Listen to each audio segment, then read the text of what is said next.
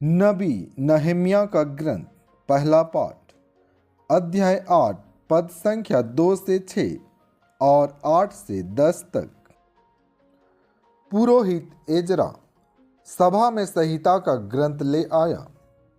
सभा में पुरुष, स्त्रियां और समझ सकने वाले बालक उपस्थित थे। यह 7वें मास का पहला दिन था। उसने सवेरे से लेकर दोपहर तक जल द्वार के सामने के चौक में स्त्री, पुरुष और समझ सकने वाले बालकों को ग्रंथ पढ़कर सुनाया। सब लोग संहिता का ग्रंथ ध्यान से सुनते रहे। शास्त्री एजा विशेष रूप से तैयार किए हुए लकड़ी के मंच पर खड़ा था।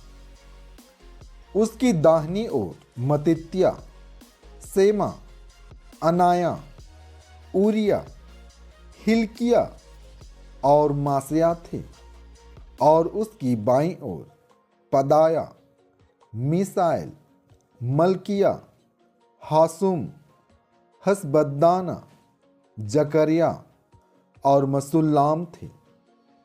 एजरा लोगों से ऊंची जगह पर था।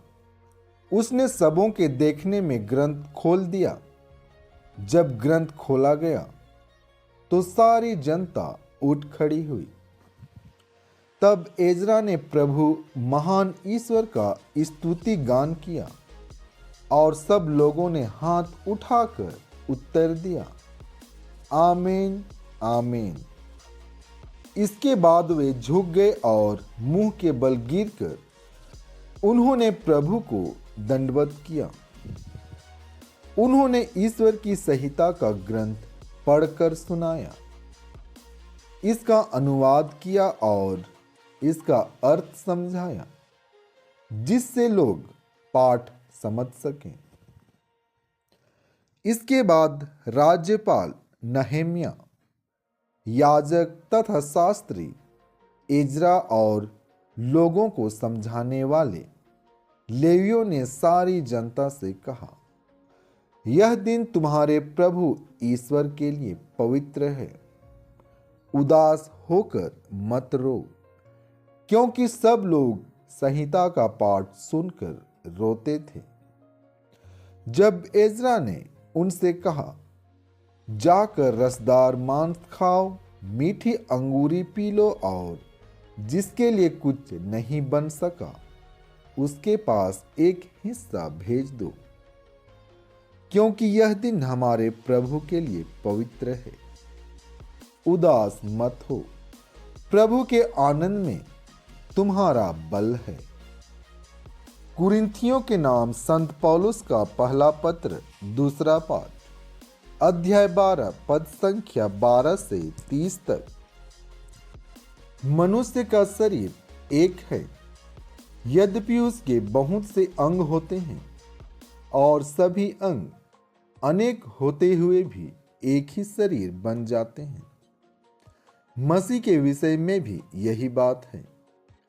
हम यहूदी हों या यूनानी, दास हों या स्वतंत्र, हम सब के सब एक ही आत्मा का बपतिस्मा ग्रहण कर एक ही शरीर बन गए हैं।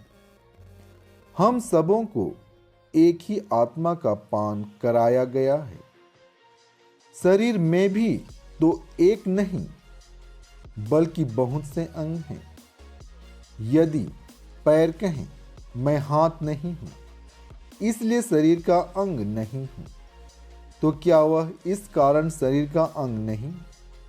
यदि कान कहे, मैं आंख नहीं हूं, इसलिए शरीर का नहीं हूं, तो क्या वह इस कारण शरीर का अंग नहीं? यदि सारा शरीर आंख ही होता तो वह कैसे सुन सकता? यदि सारा शरीर कान ही होता तो वह कैसे सुन सकता? वास्तव में ईश्वर ने अपनी इच्छानुसार शरीर में एक एक अंग को अपनी अपनी जगह रचा। यदि सब के सब एक ही अंग होते तो शरीर कहाँ होता? वास्तव में बहुत से अंग होने पर भी शरीर एक ही होता है। आंख, हाथ से नहीं कह सकती मुझे तुम्हारी जरूरत नहीं, और सिर पैरों से नहीं कह सकता मुझे तुम्हारी जरूरत नहीं। उल्टे शरीर के जो अंग सबसे दुर्बल समझे जाते हैं वे अधिक आवश्यक हैं। शरीर के जिन अंगों को हम कम आदरणीय समझते हैं उनका अधिक आदर करते हैं और अपने अशोभनीय अंगों की लज्जा का अधिक ध्यान रखते हैं।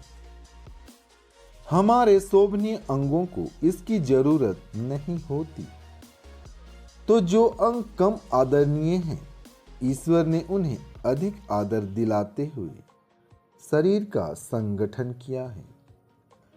यह इसलिए हुआ कि शरीर में फूट उत्पन्न न हो, बल्कि उसके सभी अंग एक दूसरे का ध्यान रखें। यदि एक अंग को पीड़ा होती है तो उसके साथ सभी अंगों को पीड़ा होती है, और यदि एक अंग का सम्मान किया जाता है तो उसके साथ सभी अंग आनंद मनाते हैं। इसी तरह आप सब मिलकर मसीह का शरीर हैं और आप में से प्रत्येक उसका एक अंग है। ईश्वर ने कलीसिया में भिन्न भिन्न लोगों को नियुक्त किया है, पहले प्रेरितों को, दूसरे भविष्यवक्ताओं को, तीसरे शिक्षकों और तब चमत्कार दिखाने वालों को, इसके बाद स्वस्थ करने वालों, परोपकारकों, प्रशासकों, अनेक भाषाएं बोलने वालों को। क्या सब प्रेरित हैं? सब भविष्यवक्ता हैं? सब शिक्षक हैं? सब चमत्कार दिखाने वाले हैं? सब स्वस्थ करने वाले हैं? सब भाषाएं बोलने वाले हैं? सब व्याख्या करने वाले हैं? संत लूकस आज का पवित्र सुसमाचार अध्याय 1 पद संख्या 1 से 4 और अध्याय 4 पद संख्या 14 से 21 तक। जो प्रारंभ से प्रत्यक्षदर्शी और सुसमाचार के सेवक थे, उनसे हमें जो परंपरा मिली उसके आधार पर बहुतों ने हमारे बीच हुई घटनाओं का वर्णन करने का प्रयास किया है। मैंने भी प्रारंभ से सब बातों का सावधानी पूर्वक से अनुसंधान किया है। इसलिए श्रीमान थियोफिलुस, मुझे आपके लिए उनका क्रमबद्ध विवरण लिखना उचित जान पड़ा, जिससे आप यह जान लें कि जो शिक्षा आपको मिली है वह सत्य है। आत्मा के सामर्थ्य से संपन्न होकर ईसा गलीलिया लौटे और उनकी ख्याति सारे प्रदेश में फैल गई। वह उनके सभागृहों में शिक्षा दिया करते और सब उनकी प्रशंसा करते थे। ईसा नाजरेत आए, जहां उनका पालन पोषण हुआ था। विश्राम के दिन वह अपनी आदत के अनुसार सभागृह गए। वह पढ़ने के लिए उठ खड़े हुए और उन्हें नबी ईसायास की पुस्तक दी गई। पुस्तक खोलकर ईसा ने वह स्थान निकाला जहां लिखा है, प्रभु का आत्मा मुझ पर छाया रहता है, क्योंकि उसने मेरा अभिषेक किया है। उसने मुझे भेजा है जिससे मैं दरिद्रों को सुसमाचार सुनाऊं, बंदियों को मुक्ति का और अंधों को दृष्टिदान का संदेश दूं, दलितों को स्वतंत्र करूं और प्रभु के अनुग्रह का वर्ष घोषित करूं।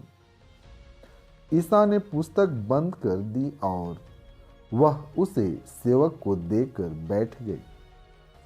सभागृह के सब लोगों की आंखें उन पर टिकी हुई थी। तब वह उनसे कहने लगे, धर्म ग्रंथ का यह कथन आज तुम लोगों के सामने पूरा हो गया है। प्रभु के इन वचनों के द्वारा आपको आशीष मिले। आमीन।